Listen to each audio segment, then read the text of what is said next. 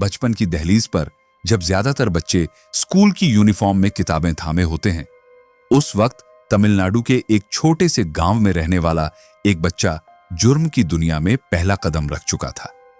उम्र थी सिर्फ 10 साल, पर आंखों में किसी बर्बर सोच की चमक और दिल में खौफ पैदा करने का सपना। उसका नाम था कसे मुनुसामी वीरप्पन, एक ऐसा नाम जो आने वाले सालों में 2-2 राज्यों की सरकारों के लिए सिरदर्द बन गया। वीरप्पन कोई आम डाकू नहीं था, वो जंगलों का शैतान था। दक्षिण भारत के कर्नाटक और तमिलनाडु के घने जंगल उसके किले बन चुके थे। 20 साल तक उसने इन जंगलों में ऐसा आतंक मचाया कि लोगों की रूह कांपने लगी। कई उसे रॉबिन हुड कहकर महिमा मंडित करते थे, तो कई उसकी क्रूरता के चलते उसे डेमन बुलाते थे।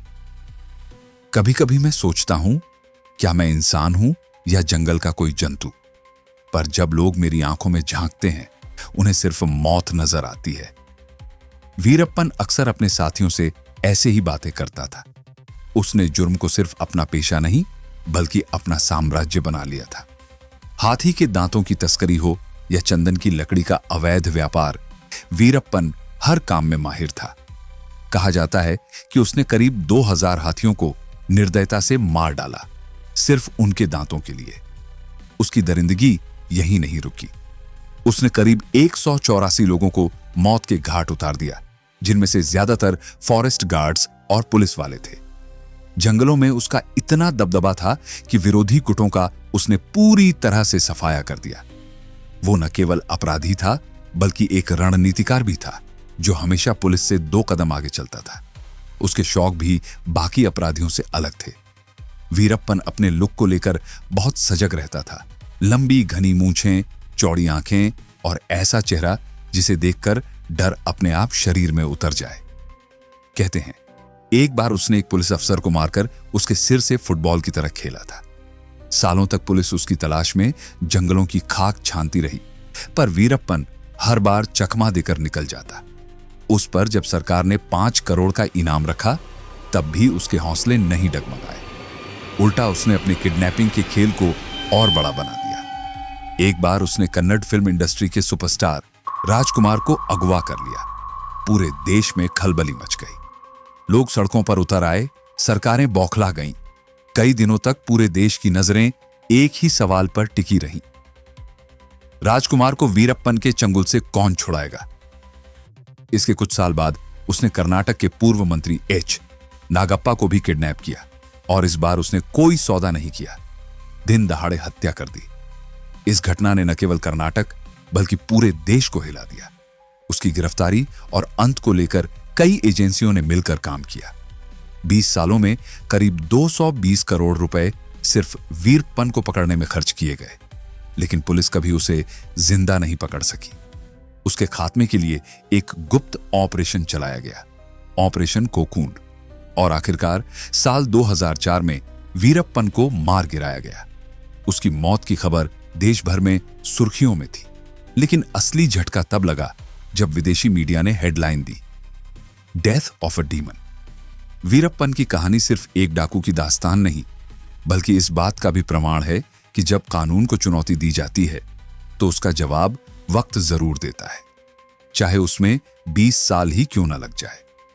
18 जनवरी 1952, एक ठंडी सुबह कर्नाटक के गोपीनाथम गांव में एक तमिल परिवार में एक बच्चे ने आंखें खोली। नाम रखा गया कूसे मुन्नू स्वामी वीरप्पन। उसका परिवार पेशे से चरवाहा था, इसलिए बचपन से ही वीरप्पन का जंगलों में आना जाना लगा रहता था। लेकिन ये जंगल उसके लिए सिर्फ पेड़ पौधों का इलाका नहीं थे, बल्कि वो स्कूल थे जहां वो जुर्म की शुरुआती तालीम ले रहा था। उसके चाचा सालवई गोंडर एक कुख्यात शिकारी और चंदन तस्कर थे, और वीरप्पन का सबसे बड़ा रोल मॉडल भी। बच्चे ने उसी की छांव में रहकर शिकारी सोच को सीखा। धीरे धीरे वह जंगलों के दूसरे शिकारी गिरोहों के संपर्क में आया। वहां हाथियों का शिकार होते हुए देखना उसके लिए रोज का नजारा था, और वही नजारे उसकी आंखों में ठहरते चले गए। अगर हाथी के दांत मुझे रोटी दे सकते हैं, तो मैं किसी से डरने वाला नहीं। यही सोच लिए वीरप्पन सिर्फ 10 साल की उम्र में शिकार की दुनिया में उतर चुका था। उस वक्त दक्षिण भारत के जंगलों में हाथियों का शिकार एक आम बात थी, लेकिन वीरप्पन को सिर्फ शिकार करना नहीं, उससे पैसा कमाना था, बहुत सारा पैसा। मलूर मम्माटियन नाम का एक मशहूर तस्कर था जिससे वो बेहद प्रभावित था। उसी को फॉलो करते हुए वीरप्पन ने कम उम्र में ही बंदूक चलाना सीख लिया। कुछ ही सालों में वह इतना बेहतरीन निशानेबाज बन गया कि बड़े बड़े शिकारियों की नजरें उस पर टिकने लगी। 17 साल की उम्र में उसने पहली बार किसी इंसान की जान ली। जंगल में एक फॉरेस्ट गार्ड को गोली मार दी। अब वो सिर्फ जानवरों का नहीं, इंसानों का भी शिकारी बन चुका था। शुरुआत में वो सिर्फ अपने चाचा के लिए काम करता था, लेकिन जल्द ही उसे समझ आ गया कि अगर नाम और दबदबा चाहिए तो अपना अलग रास्ता बनाना होगा। 18 साल की उम्र में उसने एक स्वतंत्र शिकारी ग्रुप में खुद को शामिल कर लिया और धीरे धीरे उस ग्रुप में ऐसा दबदबा बनाया कि ग्रुप का लीडर सिर्फ नाम का रह गया। असली फैसले वीरप्पन लेने लगा था। हर डील, हर तस्करी, हर एंट्री अब वीरप्पन की मुहर से होती। तस्करी से पैसा तो बहुत आ रहा था, लेकिन इसी के साथ उसका नाम पुलिस रिकॉर्ड में भी चढ़ने लगा था। जंगल में पहले से मौजूद कुछ बड़े तस्कर उसकी तेजी से बढ़ती ताकत से परेशान हो गए। उन्होंने उसे रास्ते से हटाने की साजिश रचनी शुरू कर दी। अब होता यह था कि वीरप्पन जब भी कोई डील करता, पुलिस को पहले ही खबर लग जाती और उसे जंगल में वापस भागना पड़ता। उसे जल्द ही एहसास हो गया कि यह सब अंदर से लीक हो रहा है, और फिर शुरू हुआ उसका वो दौर जिसमें वह एक एक करके अपने मुखबिरों को खत्म करने लगा। जो भी मेरी कमाई में रोड़ा बनेगा, उसका अंजाम बस एक गोली होगी। यह उसके गैंग में शामिल नए लड़कों को दी जाने वाली पहली चेतावनी थी। पुलिस और फॉरेस्ट डिपार्टमेंट्स के साथ वीरप्पन की सीधी भिड़ंत शुरू हो गई। उसने एक एक करके जंगलों के फॉरेस्ट गार्ड्स को निशाना बनाना शुरू किया, और अब उसका खौफ जंगलों से निकलकर गांवों तक पहुंच चुका था। उसका अगला कदम था जंगल में बाकी बचे सारे तस्कर गुटों को खत्म करना, और उसने यही किया। एक एक करके सभी गैंग्स को मिटा दिया। अब दक्षिण भारत के जंगलों का असली किंग वही था, वीरप्पन। उसने अपनी खुद की गैंग बना ली थी जिसमें करीब 100 लोग थे। ये लोग पानी के किनारों पर कई कई दिनों तक डेरा डालते, और जैसे ही कोई हाथी प्यास बुझाने आता, वीरप्पन सीधा उसके सिर के बीचों बीच गोली मारता, एकदम शातिर अंदाज में। उसके इस धंधे में जो भी रोड़ा बनता, फिर चाहे वो पुलिस वाला हो, वन अधिकारी हो या कोई मुखबिर, वह वीरप्पन की गोली से बच नहीं पाता। जंगल अब सिर्फ हरियाली का घर नहीं थे, वो वीरप्पन का दरबार बन चुके थे, जहां उसका हुक्म चलता था और कानून की कोई जगह नहीं थी। आइवरी यानी हाथी के दांतों के धंधे से वीरप्पन ने बेहिसाब दौलत कमाई, लेकिन इस दौलत के पीछे हजारों जानें गईं, और वो जानें किसी गैंग या दुश्मन की नहीं थी, बल्कि जंगल के सबसे शांत जीव, हाथियों की। वीरप्पन ने करीब 2000 हाथियों को मौत के घाट उतार दिया था, और ये आंकड़ा सरकार के लिए एक बुरे सपने जैसा बन गया था। जैसे जैसे जंगलों से हाथियों की गिनती घटने लगी, तमिलनाडु और कर्नाटक की सरकारों की नींद उड़ गई। गश्त बढ़ा दी गई, हाथी के दांत से बने प्रोडक्ट्स की बिक्री पर सख्त रोक लगा दी गई। वीरप्पन के लिए यह धंधा अब घाटे का सौदा बन गया। अब ये दांत कुछ नहीं देंगे, वक्त आ गया है नया रास्ता चुनने का। वीरप्पन ने एक रात अपने करीबियों से कहा। हाथी के दांत की तस्करी बंद करके उसने अब चंदन की लकड़ी की ओर रुख किया, और ये रुख उसके लिए किसी सोने की खान जैसा था। वीरप्पन ने अपने पूरे आपराधिक जीवन में करीब 10,000 टन चंदन की लकड़ी काट कर बेची। उस समय इसकी कीमत करोड़ों में नहीं, सीधे अरबों रुपए में थी। भारत में चंदन की लकड़ी को काटना और बेचना गैर कानूनी है, और इस पर अधिकार सिर्फ उस राज्य की सरकार का होता है। लेकिन वीरप्पन खुद को कानून से ऊपर मानता था। उसके लिए चंदन एक दौलत का खजाना था और जंगल उसका जागीर। सरकारें चाहें तो कुछ भी कर लें, वीरप्पन का पीछा नहीं कर पा रही थी। तमिलनाडु और कर्नाटक दोनों ही राज्यों ने कई बार ऑपरेशन चलाए, लेकिन नतीजा वही, ढाक के 3 पात। कई फॉरेस्ट ऑफिसर्स वीरप्पन को पकड़ने गए, लेकिन कई अपनी जान गंवा बैठे। अब कर्नाटक सरकार को ऐसे ऑफिसर की तलाश थी जो न सिर्फ तेज तर्रार हो, बल्कि वीरप्पन जैसी शख्सियत से निपटने की हिम्मत भी रखता हो। और फिर आया नाम पी। श्रीनिवास, एक काबिल आईएफएस अधिकारी जिनकी ईमानदारी और हिम्मत की मिसालें दी जाती थी। साल 1983 में उन्हें प्रमोट कर deputy conservator of forest DCF बनाकर चामराजनगर पोस्टिंग दी गई, वही इलाका जहां वीरप्पन का खुला राज चलता था। मीडिया की सुर्खियों में रोज वीरप्पन का नाम, और अब उसी के खिलाफ मैदान में थे श्रीनिवास। उन्होंने शुरुआत से ही एक स्ट्रेटजी बनाई, लोकल नेटवर्क खड़ा किया, मुखबिरों से जुड़ाव बढ़ाया और जंगल के हर कोने में अपनी नजरें बिठा दी। 3 साल की मेहनत के बाद आखिरकार साल 1986 में वो मौका आया जब श्रीनिवास ने वीरप्पन को बेंगलुरु में चल रहे सार्क सम्मेलन के दौरान गिरफ्तार कर लिया। वीरप्पन को पूछताछ के लिए बदिपाड़ा फॉरेस्ट रेस्ट हाउस लाया गया, जहां उसे कई दिनों तक रखा गया। पूछताछ से कई अहम सुराग हाथ लगे। पुलिस ने इन जानकारियों के आधार पर कर्नाटक, तमिलनाडु और केरल के कई इलाकों में छापे मारे और चुराई गई भारी मात्रा में चंदन की लकड़ियां बरामद की। लेकिन वीरप्पन जैसा शातिर इंसान इतने आसानी से पकड़े रह जाए, यह तो किसी ने सोचा भी नहीं था। एक दिन जब श्रीनिवास किसी दूसरे छापेमारी ऑपरेशन के लिए बाहर गए हुए थे, वीरप्पन ने मौके का फायदा उठाया और चकमा देकर भाग निकला। उसके फरार होते ही पुलिस तंत्र हिल गया और फिर साल 1987 में वीरप्पन ने अपने अगले जुर्म से फिर देश को चौंका दिया। इस बार उसने एक सीनियर फॉरेस्ट ऑफिसर चिदंबरम को अगवा कर लिया और बेरहमी से उनकी हत्या कर दी। इस घटना से श्रीनिवास अंदर से हिल गए। उन्हें यह अपराध सीधे सीधे खुद से जुड़ा लग रहा था। उन्होंने और ज्यादा ताकत के साथ वीरप्पन को पकड़ने का संकल्प लिया। अब उनका फोकस बना वीरप्पन का गांव गोपीनाथम। यह गांव पहले भी पुलिस के निशाने पर था, लेकिन इस बार हालात कुछ और थे। लोकल लोग पहले ही पुलिस से परेशान थे। बार बार की पूछताछ, दबाव और धमकियों से गांव वालों में डर बैठ चुका था। लेकिन फिर भी श्रीनिवास ने एक एक कड़ी को जोड़ने का काम जारी रखा। वीरप्पन के नाम का खौफ इतना था कि जिन गांवों में उसका कभी भी आना जाना रहा, वहां के हर शख्स को पुलिस शक की नजर से देखती थी। खासकर गोपीनाथम, वहां तो कोई अपनी मर्जी से सांस भी ले ले तो शक के घेरे में आ जाता। किसी पर जरा सी भी शंका हुई नहीं कि उसे सीधे उठा लिया जाता और हफ्तों तक हवालात में बंद कर टॉर्चर किया जाता। तू वीरप्पन का आदमी है ना, बोल वरना करंट लगेगा। ऐसे ही डायलॉग्स अक्सर पूछताछ में सुनाई देते थे। लोगों को बुरी तरह पीटा जाता, इलेक्ट्रिक शॉक दिए जाते और कभी कभी तो यातनाएं इतनी ज्यादा होती कि कुछ लोगों ने वहीं दम तोड़ दिया। गांव में पुलिस का नाम सुनते ही बच्चे रोने लगते और औरतें दरवाजे बंद कर लेती थीं। लेकिन श्रीनिवास ने इस सिस्टम को पूरी तरह पलट दिया। वो गांव वालों को दबाने नहीं, समझने आए थे। उन्होंने गांव में लोगों के साथ नरमी से पेश आना शुरू किया।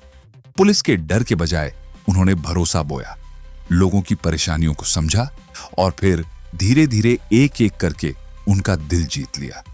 उन्होंने गोपीनाथम और आसपास के गांवों में सड़कों का निर्माण करवाया, देवी मरियम के मंदिर का पुनर्निर्माण कराया, पीने के पानी की सुविधा दी और सबसे बड़ी बात, करीब 40 गरीब परिवारों को पक्के घर बनवा कर दिए। कुछ कामों में सरकारी फंड था, पर कई बार श्रीनिवास ने अपनी सैलरी से भी मदद की। अगर ये मेरा जंगल है तो ये लोग भी मेरे अपने हैं, श्रीनिवास अक्सर ये बात कहते थे। इस पूरे बदलाव के बीच उन्होंने कई बेरोजगार लोगों को नौकरी दिलवाई, जिनमें वीरप्पन की बहन मारी भी शामिल थी। मारी को एक डिस्पेंसरी में काम मिला और यहीं से श्रीनिवास ने अपने इंटेलिजेंस नेटवर्क की नींव रखनी शुरू कर दी। धीरे धीरे लोगों ने भी पुलिस से दूरी कम की और वीरप्पन से जुड़ी जानकारी देने लगे। अब वीरप्पन और उसके परिवार की हर हरकत की खबर श्रीनिवास तक पहुंचने लगी थी। वो चुपचाप एक योजना बना रहे थे वीरप्पन को दोबारा दबोचने की, लेकिन जंगल की हवा कुछ और ही चाल चल रही थी। एक दिन वीरप्पन के आदमियों ने कुछ लोकल मुखबिरों को पुलिस की जीप में घूमते देख लिया। यह खबर जब वीरप्पन तक पहुंची तो वो बौखला उठा। उसने बिना देर किए उन सभी इन्फॉर्मर्स को पकड़वाया, बेरहमी से मारा और उनके कटे हुए सिर गांव में घुमवाए, ताकि कोई भी इंसान दोबारा पुलिस से मिलने की हिम्मत न कर सके। इस घटना के बाद गांव में ऐसा सन्नाटा छा गया मानो किसी ने हर किसी की आवाज छीन ली हो। लोग अब फिर से डर के साए में जीने लगे और श्रीनिवास को वीरप्पन से जुड़ी कोई भी सूचना मिलना पूरी तरह बंद हो गई। अपने खौफ को बरकरार रखते हुए वीरप्पन ने साल 1990 में मुथुलक्ष्मी से शादी कर ली, लेकिन शादी के चंद दिनों बाद ही उसका काला कारोबार फिर चर्चा में आ गया। फरवरी 1990 में पुलिस को खबर मिली कि वीरप्पन एक बड़ी चंदन तस्करी की डील करने वाला है। तुरंत प्लान बनाकर पुलिस ने उस जगह को चारों ओर से घेर लिया। वीरप्पन किसी तरह जान बचाकर भाग निकला, लेकिन भागते वक्त अपना सारा माल छोड़ गया। इस एक कार्रवाई में पुलिस के हाथ करीब 1.5 करोड़ रुपए की चंदन की लकड़ी लगी और वीरप्पन को जबरदस्त नुकसान झेलना पड़ा। इस नुकसान ने उसे और हिंसक बना दिया। अब वो सिर्फ भाग रहा अपराधी नहीं था, वो एक गुस्से में उबलता दानव बन चुका था जो पुलिस से बदला लेने की ताक में था। वीरप्पन का गुस्सा तो पहले से ही पी श्रीनिवास के लिए सुलग रहा था, लेकिन उस आग में घी तब पड़ा जब उसे अपनी बहन मारी की मौत की खबर मिली। बताया जाता है कि मारी ने आत्महत्या कर ली थी, लेकिन वीरप्पन को यकीन था कि इसके पीछे कोई और नहीं बल्कि पी श्रीनिवास है। असल में जब श्रीनिवास ने मारी को एक सरकारी डिस्पेंसरी में नौकरी दिलवाई थी, तब गांव में अफवाहें फैलने लगीं कि उनके बीच कोई अफेयर चल रहा है। ये बातें धीरे धीरे मारी तक भी पहुंची और वो मानसिक रूप से टूटने लगी। कुछ ही वक्त बाद उसने अपनी जान ले ली। मेरी बहन को तूने मारा है, अब तू भी जिंदा नहीं बचेगा। ये बात वीरप्पन ने अपने सबसे करीबियों से कही थी। श्रीनिवास से उसकी पुरानी दुश्मनी तो थी ही, कभी उसे गिरफ्तार किया था, कभी उसकी तस्करी की डील्स को चौपट किया था, लेकिन अब मामला दिल का था और बदले की आग और भी खतरनाक रूप ले चुकी थी।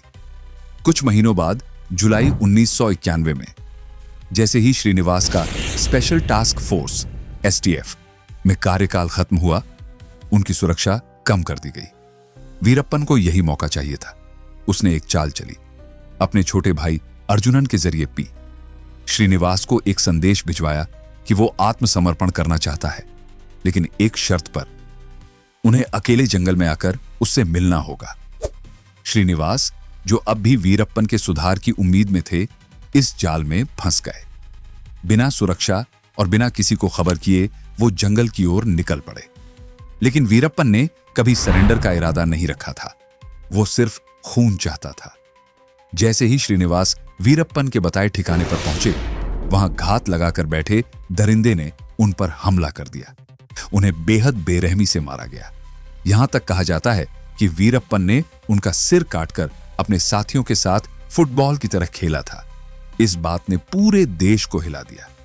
इस निर्ममता ने वीरप्पन को एक और खौफनाक पहचान दे दी। अब वह सिर्फ एक तस्कर या डाकू नहीं, बल्कि एक क्रूर हत्यारा बन चुका था, जिसकी कहानी हर गांव, हर शहर, हर अखबार में आग की तरह फैल गई। उसका तरीका बेहद शातिर था। जब भी कर्नाटक की पुलिस कोई ऑपरेशन चलाती, वो तुरंत तमिलनाडु के जंगलों में घुस जाता, और जब तमिलनाडु की पुलिस पीछे लगती तो वो वापस कर्नाटक के इलाके में घुसकर छुप जाता। इस बॉर्डर गेम ने पुलिस को पूरी तरह पागल कर दिया था। दोनों राज्यों की सरकारें समझ गईं कि अगर वीरप्पन को रोकना है तो अलग अलग नहीं, साथ मिलकर काम करना होगा। और इसी सोच के साथ साल 1992 में जॉइंट स्पेशल टास्क फोर्स यानी STF का गठन किया गया, जो सिर्फ एक मिशन पर थी, वीरप्पन को जिंदा या मुर्दा पकड़ना। इस STF की कमान सौंपी गई तमिलनाडु पुलिस के सीनियर ऑफिसर वॉल्टर देवराम को, जो अपने सख्त फैसलों और दमदार लीडरशिप के लिए जाने जाते थे। फरवरी 1992 में कर्नाटक टास्क फोर्स को एक बड़ी सफलता मिली। वीरप्पन के सबसे भरोसेमंद साथी, उसके राइट हैंड गुरुनाथन को एक ऑपरेशन में ढेर कर दिया गया। इस मिशन में SI शकील अहमद की बहादुरी ने सबको चौंका दिया। उनके दम पर ही पूरी कार्रवाई मुमकिन हो पाई थी। लेकिन वीरप्पन उन लोगों में से नहीं था जो चुपचाप सब सह ले। उसने अपने साथी की मौत का बदला लेने की ठान ली और महज 3 महीने बाद रामपुरा पुलिस स्टेशन पर सीधा हमला बोल दिया। पुलिस कर्मियों को मौत के घाट उतारा और हथियार लूट लिए। अब मेरा खेल शुरू होता है, ऐसा वीरप्पन ने अपने गैंग से कहा था। इसके बाद तो जैसे वह एक के बाद एक पुलिस पर वार करता गया। इन अटैक से एसटीएफ पूरी तरह हिल गई। जंगल के कोने कोने में तलाशी शुरू हुई, हर संदिग्ध जगह पर छापे पड़े, लेकिन वीरप्पन कहीं नजर नहीं आया। वो मानो जंगल की हवा बन गया था। इसी दौरान वीरप्पन ने एक और चाल चली। एक फर्जी आइवरी डील की अफवाह फैलवा दी। खबर ऐसी बनाई गई मानो वो खुद उस डील में आने वाला हो। एसटीएफ को भनक लगी और चौकन्ना होते ही 14 अगस्त 1992 को एसपी हरिकृष्ण और एसआई शकील अहमद अपनी टीम के साथ वीरप्पन को पकड़ने जंगल पहुंच गए। लेकिन यह ऑपरेशन नहीं, जाल था, और इसमें वीरप्पन शिकार नहीं, शिकारी था। जैसे ही टीम वहां पहुंची, वीरप्पन और उसके आदमियों ने घात लगाकर हमला बोल दिया। गोलियों की बौछार में एसपी हरिकृष्ण, एसआई शकील अहमद और 3 अन्य पुलिसकर्मी मौके पर ही शहीद हो गए। इस हमले ने पुलिस महकमे की हिम्मत को झकझोर कर रख दिया। अब पुलिस को समझ आ गया था, वीरप्पन सिर्फ भागता नहीं बल्कि पलटकर वार करता है, और वो वार सीधे जान लेकर ही खत्म होता है। इस बीच वीरप्पन ने एक और चौंकाने वाली हरकत की। साल 1993 में उसने आईपीएस ऑफिसर के गोपाल कृष्णन को सीधा टारगेट बना लिया। कोलाथुर गांव में पोस्टर लगवा दिए, अगर दम है तो मुझे पकड़ कर दिखाओ। इलाके में खलबली मच गई। ये तो सीधी चुनौती थी। गोपाल कृष्णन इसे हल्के में नहीं ले सकते थे। उन्होंने अपनी टीम तैयार की और वीरप्पन की तलाश में जंगल की ओर रवाना हो गए। उनके साथ एक बस में 15 मुखबिर, 2 फॉरेस्ट गार्ड्स और 5 पुलिसकर्मी आगे चल रहे थे, जिनका काम था पहले रास्ता क्लियर करना। लेकिन वीरप्पन को सब मालूम था। उसने पहले ही पलार ब्रिज के पास पूरी योजना रच रखी थी। जैसे ही बस वहां पहुंची, जमीन में दबे लैंड माइंस फट पड़े। धमाका इतना जबरदस्त था कि बस के परखच्चे उड़ गए। उसमें सवार सभी 22 लोग मौके पर ही मारे गए। लेकिन गोपाल कृष्णन, जो दूसरे व्हीकल में थे, इस विस्फोट से बच गए, हालांकि बुरी तरह घायल हो गए। उनकी हालत इतनी गंभीर थी कि डॉक्टरों को 9 बार सर्जरी करनी पड़ी। यह हमला सिर्फ एक ब्लास्ट नहीं था, यह सीधा पुलिस सिस्टम पर हमला था। यह दिखाने की कोशिश थी कि जंगल अब वीरप्पन का है और कानून की कोई औकात यहां नहीं। इस हादसे के बाद पुलिस की छवि पर गंभीर सवाल उठे। जनता की उम्मीदें डगमगाने लगीं। लेकिन एसटीएफ के लिए यह इज्जत की लड़ाई बन चुकी थी। उन्होंने पूरे जोर से ऑपरेशन को और तेज किया। खासकर वीरप्पन के गांव और उसके ठिकानों को पूरी तरह घेर लिया गया। अब हर पत्ता खड़कने पर भी शक होने लगा था, और वीरप्पन को पकड़ना अब सिर्फ एक मिशन नहीं, सिस्टम की प्रतिष्ठा का सवाल बन चुका था। मई 1993 में पुलिस ने वीरप्पन के परिवार पर शिकंजा कसना शुरू किया। पूछताछ के लिए उसकी पत्नी मुथुलक्ष्मी को हिरासत में लिया गया। आरोप था कि वो अपने पति के कामों में उसका साथ दे रही थी। हालांकि कुछ दिन बाद उसे रिहा कर दिया गया, लेकिन मामला यहीं खत्म नहीं हुआ। तमिलनाडु सरकार ने वीरप्पन को पकड़ने के लिए अब बीएसएफ, बॉर्डर सिक्योरिटी फोर्स, को भी एसटीएफ के साथ जोड़ दिया। जुलाई 1993 में बीएसएफ ने जंगल में ऑपरेशन चलाकर वीरप्पन के 19 साथियों को गिरफ्तार कर लिया। लेकिन 1 महीने बाद ही, यानी अगस्त में, जंगल में एक बार फिर भीषण मुठभेड़ हुई। इस बार वीरप्पन के 18 लोग मारे गए और इस संघर्ष में बीएसएफ के 3 जवान भी शहीद हो गए। यह सिलसिला फिर लगातार चलता रहा। कभी पुलिस वीरप्पन के आदमियों को मार गिराती, तो कभी वीरप्पन पुलिस वालों पर घात लगाकर हमला करता। पुलिस लाख ऑपरेशन चला ले, लेकिन वीरप्पन जैसे गायब ही हो जाता। वो जंगल की जमीन से यूं मिलता जुलता था कि जैसे कोई साया हो। उसने जंगल में ऐसा जाल बुन लिया था जिसे कर्नाटक और तमिलनाडु, दोनों राज्यों की सरकारें मिलकर भी तोड़ नहीं पा रही थीं। अब वीरप्पन ने सिर्फ बंदूक और गोली नहीं, बल्कि सियासत का सहारा लेना शुरू कर दिया।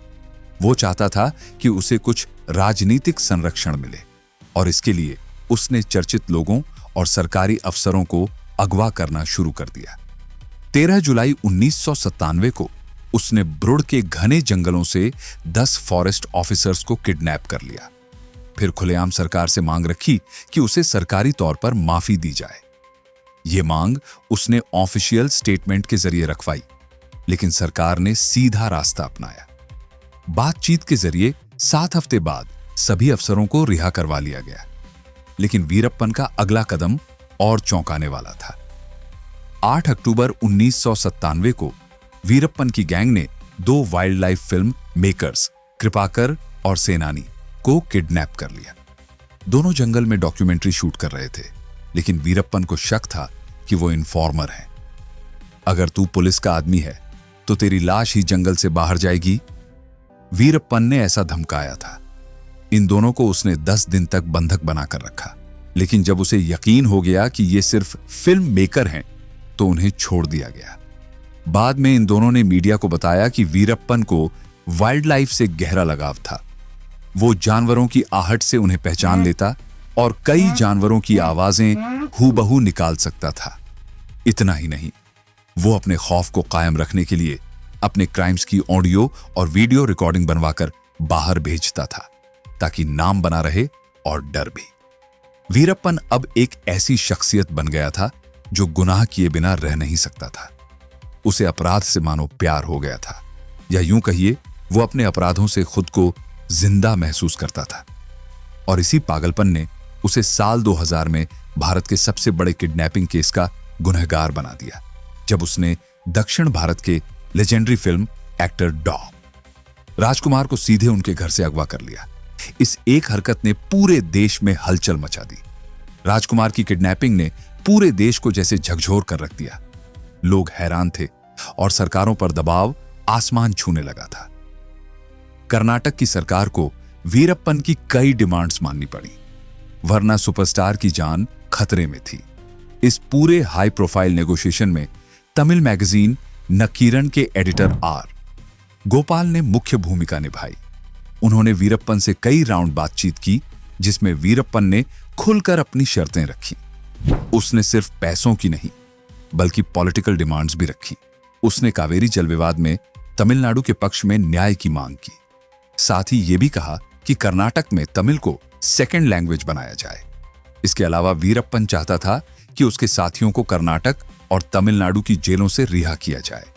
और हां, एक और चौंकाने वाली मांग 1000 करोड़ की फिरौती। कुल मिलाकर उसकी डिमांड्स 10 से भी ज्यादा थी।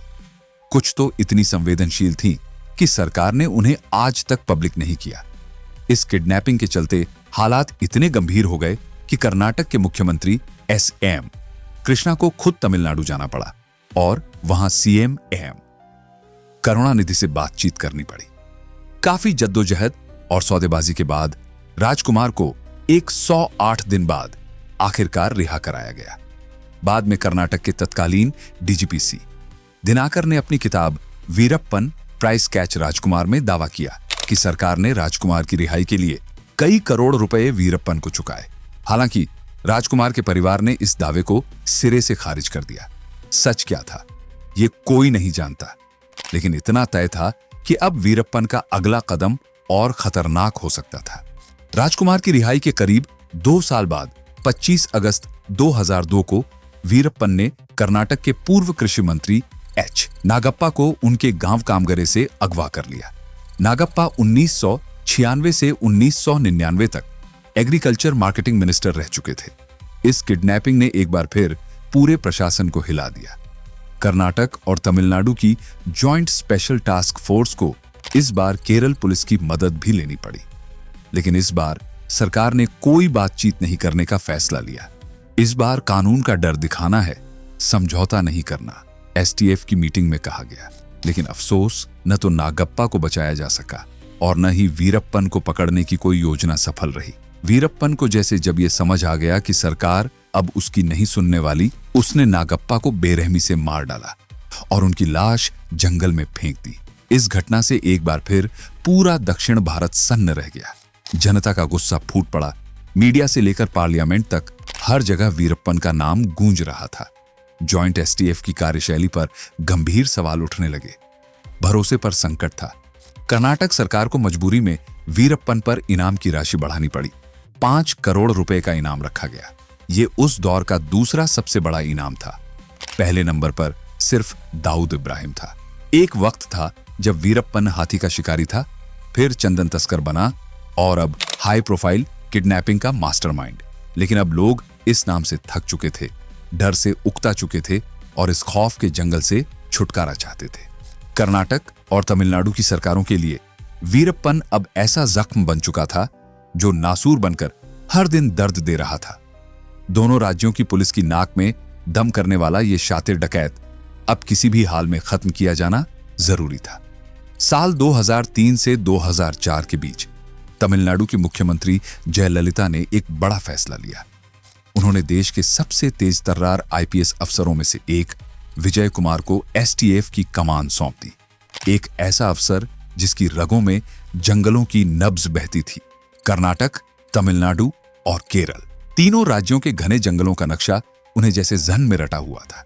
विजय कुमार के साथ इस मिशन में एक और जबरदस्त ऑफिसर को जोड़ा गया, एन.के. सेंथामारई कन्नन, जो एसटीएफ के सेकंड इन कमांड बने। जयललिता ने आदेश दिया था, वीरप्पन को जिंदा या मुर्दा हर हाल में पकड़ना है।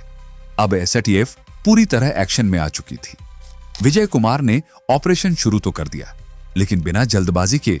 इस बार कोई गलती की गुंजाइश नहीं थी, इसलिए शुरू हुआ एक दिमागी खेल। और यह दिमागी जाल करीब 10 महीने तक बुना गया। विजय कुमार ने वीरप्पन की हर एक वीडियो को बार बार फ्रेम दर फ्रेम देखा, हर इशारा, हर हाव भाव, हर बैकग्राउंड, सब कुछ। और फिर एक वीडियो ने सब बदल दिया। उस वीडियो में वीरप्पन कुछ पढ़ने की कोशिश कर रहा था, एक किताब, लेकिन वो आंखें मिचमिचा रहा था, जैसे साफ साफ देख नहीं पा रहा हो। विजय कुमार एकदम चौंक गए। यही है उसकी कमजोरी, उन्होंने फौरन कहा। शक को यकीन में बदलने के लिए उन्होंने अपने इन्फॉर्मर्स से कंफर्म करवाया। पता चला कि वीरप्पन को मोतियाबिंद है और वो जल्द से जल्द इसका इलाज कराना चाहता है। इधर पुलिस का शिकंजा दिनों दिन कसता जा रहा था। पिछले 10 महीनों में चल रहे स्पेशल ऑपरेशन ने उसके गिरोह को अंदर से तोड़ दिया था। एक के बाद एक आदमी मारा जा चुका था या पकड़ में आ गया था। पैसों का फ्लो भी रुक चुका था। अब वीरप्पन मजबूरी में अपनी जगह बदलना चाहता था, लेकिन यहीं विजय कुमार और कन्नन ने अपना सबसे बड़ा दांव खेला। उन्होंने तय किया कि अब इस मिशन की कुंजी वीरप्पन के अपने आदमी ही होंगे। सेंथामारई कन्नन ने अपने नेटवर्क को एक्टिव किया और बहुत मेहनत के बाद वीरप्पन के 2 खास साथियों को पुलिस का इन्फॉर्मर बना दिया। एक वो जो जंगल में वीरप्पन के साथ हर वक्त मौजूद रहता था, और दूसरा जो बाहर उसके धंधों को मैनेज करता था। अब जैसे ही वीरप्पन हिले, एसटीएफ को उसकी हर चाल की जानकारी मिलने लगी। विजय कुमार और कन्नन जानते थे कि शिकार घायल है और अब वक्त है उसे आखिरी बार जाल में फंसाने का। जंगल के अंदर रह रहे पहले इन्फॉर्मर की सबसे बड़ी जिम्मेदारी यही थी कि वीरप्पन की हर हलचल पर नजर रखे। जैसे ही कोई पुख्ता जानकारी मिलती, वो सीधे जंगल के बाहर मौजूद दूसरे इन्फॉर्मर को बता देता और फिर वही दूसरी कड़ी बनकर सारी बात सेंथामारई कन्नन तक पहुंचाई जाती। इस बार टारगेट था वीरप्पन के जंगल से बाहर आने की एग्जैक्ट डेट निकालना। पहले इन्फॉर्मर को यही टास्क सौंपा गया और उसे ये काम पूरा करने में करीब 1 हफ्ता लग गया।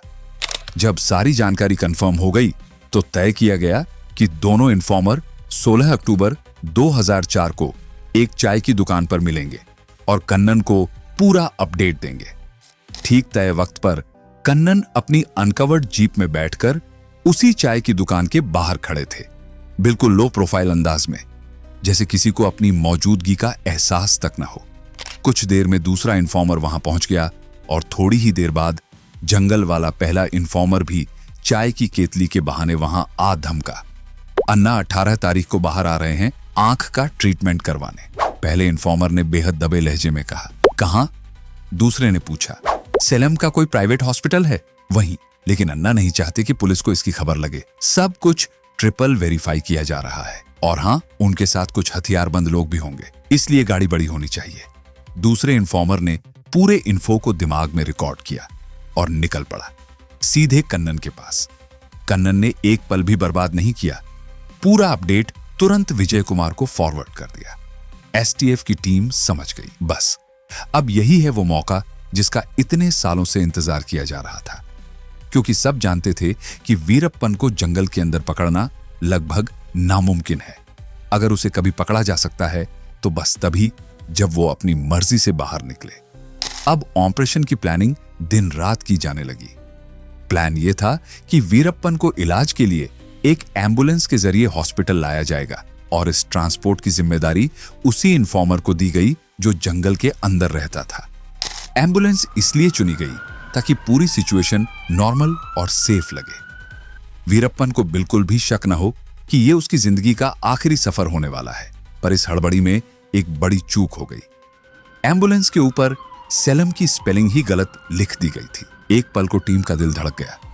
अगर वीरप्पन ने स्पेलिंग पकड़ ली तो, लेकिन किस्मत आज एसटीएफ के साथ थी। वीरप्पन और उसके साथियों की नजर उस स्पेलिंग पर गई ही नहीं। उन्हें सब कुछ उतना ही रूटीन और सेफ लगा जितना वो चाहते थे।